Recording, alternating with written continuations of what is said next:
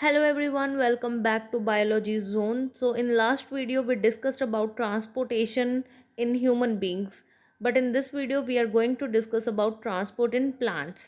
तो पहले हम डिस्कस करेंगे कि ट्रांसपोर्टेशन इन प्लांट्स का फंक्शन क्या है, क्यों चाहिए हमें प्लांट्स के अंदर ट्रांसपोर्टेशन सिस्टम। तो फर्स्ट पॉइंट है supply of water and minerals. Minerals और वाटर की सप्लाई के लिए प्लांट्स को ट्रांसपोर्टेशन सिस्टम चाहिए। अब वाटर जो है वो फोटोसिंथेसिस के लिए चाहिए, है ना, कार्बन डाइऑक्साइड प्लस वाटर, इनसे मिलके ही तो फूड बनता है। सेकंड पॉइंट है सप्लाई ऑफ फूड। फूड जो लीव्स के अंदर बन रहा है, फोटोसिंथेसिस कहाँ होती है, लीव्स में ही होती है ना।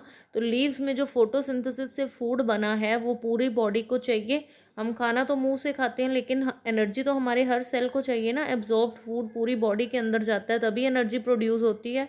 उसी तरह प्लांट के भी सारे पार्ट्स को फूड चाहिए। अब फूड हमारे अंदर तो पूरा सिस्टम है, बट प्लांट के अंदर ऐसा क्या है कि पूरा जो फूड है वो बाकी पार्ट्स तक जा रहा है। तो इसके लिए प्लांट्स को भी ट्रांसपोर्टेशन सिस्टम चाहिए होता है। अब देखिए, वाटर जो है वो प्लांट्स को कहाँ से मिलना है, रूट से। हमारी सॉइल के अंदर वाटर है, अंडरग्राउंड वाटर, और मिनरल सॉल्ट्स भी कहाँ है, सॉइल के अंदर। तो उनको रूट्स एब्जॉर्ब करेंगी और बाकी प्लांट बॉडी तक लेके जाएंगी, लीव्स तक पहुँचाएंगी। मेनली लीव्स में फोटोसिंथेसिस होनी है ना, तो वाटर को रूट्स ने एब्जॉर्ब किया, पर वाटर ने पहुँचना कहाँ है, लीव्स तक। उसी तरह फूड जो है वो कहाँ बन रहा है, लीव्स में, और लीव्स से कहाँ जाना है उसने, पूरी बॉडी पार्ट्स में। अब देखिए, water and mineral salts move up the plant through water carrying tubes. अब रूट्स ने एब्जॉर्ब तो कर लिया वाटर को, पर वो जो है सॉल्ट्स और वाटर अपवर्ड मूव करेंगे। रूट्स नीचे हैं, लीव्स ऊपर हैं, लीव्स की तरफ जाना है तो अपवर्ड मूव करेंगे, किसके थ्रू, वाटर कैरिंग ट्यूब्स। तो क्या बोल रहे हैं कि प्लांट के पास कुछ ट्यूब्स हैं जो वाटर को कैरी कर रही हैं, अपवर्ड लेके जा रही हैं। उसी तरह से लीव्स में एक फूड, लीव्स में खाना बना, leaves move to other parts of plant through food carrying tube. अब जैसे वाटर कैरिंग ट्यूब हैं, वैसे ही फूड को कैरी करने के लिए फूड कैरिंग ट्यूब्स भी हैं। अब हम आगे देखेंगे कि ये फूड कैरिंग ट्यूब्स और वाटर कैरिंग ट्यूब्स क्या होते हैं। अब conducting tissues, the tissues present in plant which help in transport of materials from one part to other are known as conductive tissues। अब हमने बोला था ना कि दो ट्यूब्स हैं, उनको क्या बोलते हैं, कंडक्टिव टिश्यू। कंडक्टिव टिश्यू का काम क्या है, ट्रांसपोर्ट ऑफ मटेरियल में हेल्प करना। वो ट्यूब्स भी यही कर रहे थे ना, तो उनको क्या बोला, कंडक्टिव टिश्यू। अब प्लांट के अंदर हमने पढ़ा है दो ट्यूब्स हैं, मतलब दो टाइप का कंडक्टिव टिश्यू है जो कंडक्ट कर रहा है मटेरियल्स को। दो टाइप का कंडक्टिव टिश्यू कौन सा है, जाइलम एंड फ्लोएम। अब जाइलम क्या कर रहा है, xylem tissues carry water and mineral. तो पानी और मिनरल्स के ट्रांसपोर्ट का काम किसने संभाला हुआ है, जाइलम ने। तो फूड का काम कौन कर रहा है, फूड को ट्रांसपोर्ट करने का काम फ्लोएम। फूड के साथ साथ फ्लोएम क्या कैरी करता है, हॉर्मोन्स। हॉर्मोन्स कहाँ बनते हैं, प्लांट की रूट या शूट टिप, या तो रूट्स में या फिर स्टेम के टिप वाले पॉइंट में। अब डायग्राम में देखो आप, वाटर एंड मिनरल्स कौन कैरी कर रहा है, जाइलम। जो ब्लू लाइनिंग में अपवर्ड शो किया हुआ है ना, वो क्या है, जाइलम। और फूड यानी फोटोसिंथेसिस का प्रोडक्ट, फूड ही होता है ना फोटोसिंथेसिस का प्रोडक्ट, वो कहाँ जा रहा है, लीव्स में बना हुआ है और नीचे की तरफ आ रहा है और ऊपर की तरफ भी जा रहा है। देखो, double sided by directional flow है। तो फ्लोएम का काम क्या है, बाई डायरेक्शनल, दोनों डायरेक्शंस में फ्लो करता है। तो फूड जो है अब वो ऊपर वाले पार्ट्स में भी जाएगा, है ना, और नीचे वाले पार्ट्स में भी जाएगा। लीव्स तो मिडल ऑफ द प्लांट में भी प्रेजेंट होते हैं, तो दोनों साइड फ्लोएम जो है वो ट्रांसपोर्ट करेगा फूड को। अब इनको डिटेल में देखते हैं। जाइलम, जाइलम के क्या पॉइंट्स हैं कि plant require water for making food by process of photosynthesis. जैसे पहले ही बताया है कि प्लांट को वाटर चाहिए फूड बनाने के लिए फोटोसिंथेसिस के प्रोसेस में। They also require mineral salts to be absorbed from the soil by roots of plant and transported to various parts like stem, leaves and flowers। तो इसका क्या मतलब है कि प्लांट को मिनरल्स चाहिए होते हैं, सारे पार्ट्स ऑफ प्लांट को।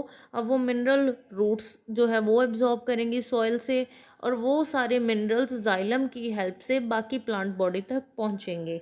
अब ये डायग्राम में देखो, एनसीईआरटी वाला डायग्राम है ये।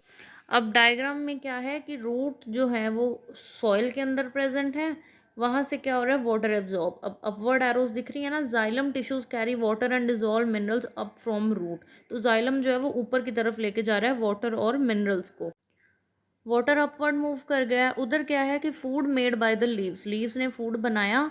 फ्लोएम जो है वो क्या कर रहा है, carry food up from leave, अब वो लीव से फूड को पिक करेगा। और phloem tissues carry food down from the leave, और डाउनवर्ड लेके आ रहा है। वाटर जो है वो लीव्स तक पहुंच रहा है और फूड जो है वो लीव्स से बन के बाकी पार्ट्स में आ रहा है। अब लीव्स जो है वो कॉन्टिन्यूली क्या कर रही हैं, इवेपोरेशन कर रही हैं।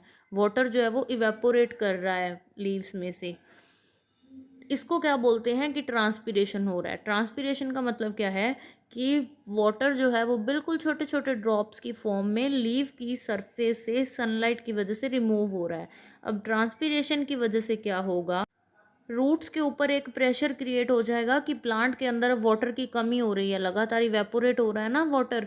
तो रूट्स क्या करेंगी, और ज़्यादा वाटर को एब्जॉर्ब करेंगी सॉइल में से। स्टेम जो है वो उस वाटर को ऊपर लेके जाएगी और वाटर जो है वो इवेपोरेट होता रहेगा। इस चीज़ को क्या बोलते हैं, ट्रांसपीरेशनल पुल। ट्रांसपीरेशनल पुल जो है वो जाइलम को एक्टिवेट रखता है, मतलब रूट जो है वो एब्जॉर्ब करेंगे वाटर, जाइलम उसको ऊपर पिक करके लेके आएगा।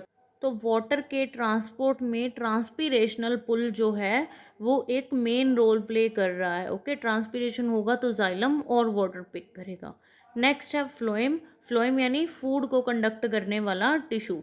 लीव्स जो है वो फूड बना रहे हैं फोटोसिंथेसिस से। This food is in form of simple sugar. हमने ऑलरेडी पढ़ा है कि जो फूड बनेगा वो किसकी फॉर्म में बन रहा है, ग्लूकोज C6H12O6। अब फूड जो है वो सारे बॉडी पार्ट्स को जाएगा और ट्रांसपोर्ट किसकी हेल्प से होगा, फ्लोएम की हेल्प से। फूड के ट्रांसपोर्ट को ट्रांसलोकेशन भी बोलते हैं। जब फ्लोएम जो है वो फूड को ट्रांसपोर्ट कर रहा है उसको क्या बोलेंगे, ट्रांसलोकेशन। मतलब फूड जो है वो ट्रांसलोकेट हो रहा है लीव्स से बाकी पार्ट्स के अंदर, और इसी चीज़ को ट्रांसलोकेशन बोलते हैं। और कौन करवाता है ये, फ्लोएम। अब आगे देखिए, डायग्राम के अंदर एक्सप्लेन किया हुआ है। रूट्स जो हैं वो वाटर एब्जॉर्ब कर रही हैं, जाइलम उसी वाटर को, जो कलरफुल बीड्स दिख रहे हैं आपको, जाइलम जो है वो ट्रांसपोर्ट कर रहा है वाटर और मिनरल्स को अपवर्ड डायरेक्शन में, ओनली सिर्फ अपवर्ड डायरेक्शन में। और इसके अंदर ट्रांसपीरेशन का इम्पोर्टेंट रोल है। ट्रांसपीरेशन क्या था कि removal of water from the surface of leaves. Sunlight की हेल्प से जब वाटर इवेपोरेट होता रहता है लीव्स में से, उसको बोलते हैं ट्रांसपीरेशन। इसकी वजह से एक पुल क्रिएट होता है कि प्लांट के अंदर वाटर की कमी हो रही है तो रूट्स ज़्यादा से ज़्यादा वाटर एब्जॉर्ब करेंगी, जाइलम उनको ऊपर कंडक्ट करेगा। फ्लोएम जो है वो फूड ट्रांसपोर्ट करता है, उसको ट्रांसलोकेशन भी बोलते हैं। फूड जो है वो लीव्स में बनता है पर चाहिए सभी पार्ट्स को, तो फ्लोएम जो है वो बाई डायरेक्शनल, देखो अपवर्ड एरो और डाउनवर्ड एरो, दो एरोज हैं, तो फ्लोएम के अंदर by directional flow of material होता है, यानी अपवर्ड भी मूव करेगा, डाउनवर्ड भी। तो ये था प्लांट्स के अंदर transportation. I hope this topic is clear to everyone. If you have any doubt you can comment down. Thank you so much for watching this video and please keep supporting.